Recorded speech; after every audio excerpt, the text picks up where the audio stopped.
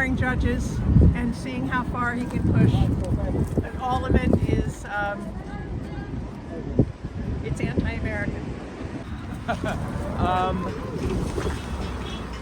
The country's pissing me off. We're supposed to be a loving respite for the rest of the world, and we've turned into this ugly, heartless, cruel, mean-spirited country.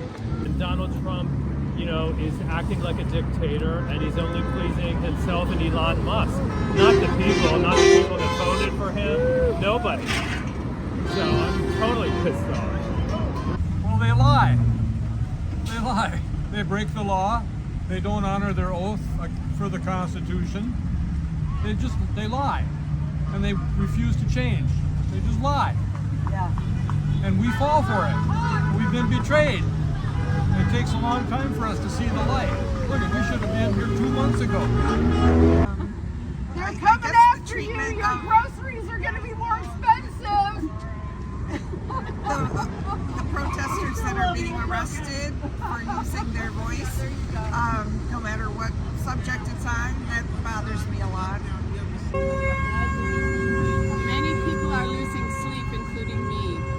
I feel a sense of vigilance that I cannot not pay attention to politics right now, because he's after so much of what my family values and what my family needs and what I presumed I would have in this country and what I will have once we get rid of him. Both of them. Well, I identify as non-binary, and Trump's executive order to declare that that's not a thing. Consequently, I can't get it recognized on federal IDs. It's not impacting me too much within New York, because New York laws are still supportive, but it impacts my ability to be recognized as myself federally. I have it's going to be 108 years old, in a nursing home. I've had Medicaid gets cut. What am I going to do with my mother? She'll be 108 on March 29th. Wow. Social Security accounts for almost half of my retirement income. What do I do? Sell my house and then live off the proceeds for a little bit? Because I won't be able to afford that. I have a sister out in Oregon who's on Medicaid who has Alzheimer's.